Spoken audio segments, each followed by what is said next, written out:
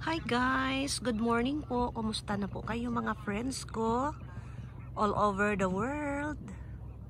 Good morning po sa inyo. Ito po yung kaibigan, si Sario Sario. Continuation pa rin yung vlog natin guys. Nandito tayo sa may Bodega Bay, California. Kasi sa sobrang init sa valley, dito ako na nagbababad ngayon. So, you can just imagine ang mga vlog ko ay dito lang ako paikot-ikot. Tinitingnan ko lang yung paligid ko nito guys. Kanina umaga nagbablog din ako. Yung super foggy talaga kanina. Ay hindi naman super foggy. Foggy kasi may mas foggy pa noon. Halos hindi mo makita yung kabilang island. Pero kanina shadowy nga kind of stuff na makikita mo pa rin siya. So dito guys, I love talaga dito dahil cooler talaga. Temperature natin nasa 63 ngayon. Mag almost 12 noon na po tayo. And then kanina ang aga-aga ko kanina. Mga anong oras yun? Mga 7 in the morning. Yan. Not super aga naman pero maaga. So matagal ang ano guys, ang low tide. Dito pa rin tayo. So may nakita ko doon na may dalawang aso. Good job mga friends. Sino yan sila?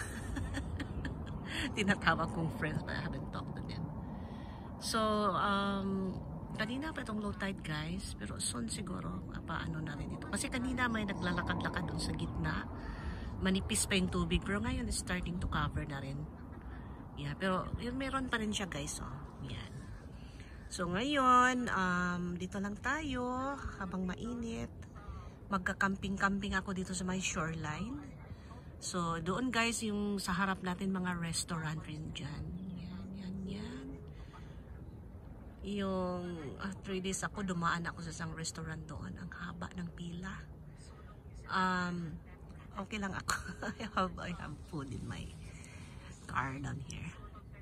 Yun, naglakad-lakad sila. Sa left side, nandoon yung campground. Tapos nandoon yung Spad Marina doon sa may dulo. Diyan galing yung mga boat guys.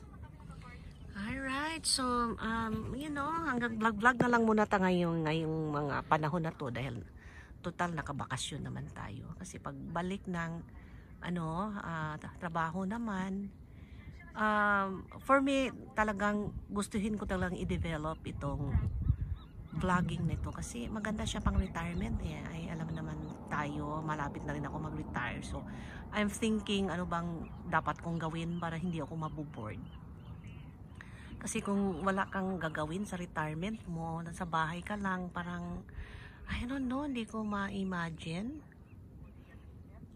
Hanggang kaya, magta-traveling muna ako, and then, less work na. Para meron naman akong kausap nga, katulad ko rin, talking about clinical stuff or gano'n. Kasi parang, nagbakasyon ako ng 3 months noon, parang, of course, I'm all over the place. Pero there are times nga maboboard ka rin kasi halos napuntahan mo ng area na yan. So gusto mo rin bumalik sa civilization. So the best, work, travel, work, travel. Sa ngayon. Pero hindi na yung bugbugan na ng katawan, trabaho, no? 2 to 3 jobs, wala na ako dyan. Out na ako dyan. Yung younger years pa natin. Tayong pang retirement age na tayo. Then slow down na tayo. Guys, so medyo nagfi-fade out na yung natin, foggy situations dito, lumalabas na yung picture dun sa kabila kanina, medyo shady dahil sa aquamarine yung fog. And ngayon balik tayo sa vlogging. Okay guys, so nandun yung mga ibon, busy dun sa baba. Ano yan siya, uwak noon, naghahanap ng pagkain. So maraming lumot yan guys, pagkain nila. Saka yung mga, siguro mga fish na rin or whatever, anong makakain nila dyan. Alright, okay guys. Sinishare ko lang ulit guys dito, and then kasi wala naman tayong ibang gawin dito kundi magba-vlog, maglakad-lakad, magpahinga dahil kung balik ka na sa trabaho, then busy na rin pag uwi mo sa bahay, pagod ka na, and then let's take this opportunity. Pero kailangan ko talaga mag-train, magba-vlog din guys. Kasi in preparation para sa retirement natin, maawa ang Diyos, buhayin pa tayo. Kasi okay tong vlogging guys eh. Walang age limit. Ayaw mo na mag-vlog kasi matanda ka na, no? Iba ang ano, walang rollings na ganyan. Walang patakaran dito sa YouTube na haharangin ka dahil sa age limit mo. So, yung mga may edad na dyan, mas lalo na kung mag-retire kayo, this is a good hobby. Kaya, walang true pure talaga nga, you know, tawag nito, mga inhibitions nga, especially sa edad nga, ay ayaw mo na mag-vlog dahil matanda ka na, mali yun, the more kayo magbablog.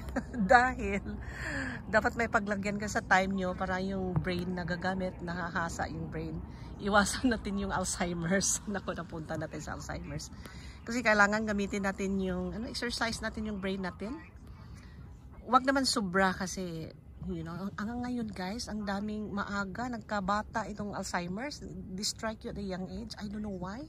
Problem siguro sa, you know, stress ng ano natin, buhay natin, kaya maaga mag-Alzheimer's. Don't quote me in that guys, you know. Isip-isip ko lang for me, kasi naranasan kong 3 months nagbakasyon, parang nabuboard ako tuloy. Kasi halos naikot-ikot ko na yung area na yun. So, okay guys, ngayon hindi ko maka-out ng state kasi yung ibang state din ngayon nagsasuffer din ng baha at saka yung hurricane galing. Tapos dito naman mainit. So, the best, maghanap ka ng cooler temperature, which I did right now. So, itong ginagawa ko ngayon, naghanap ng cooler temp. Okay guys, I hope you enjoy our vlog today. Thank you very much for watching. See you again on my next vlog. Bye-bye you.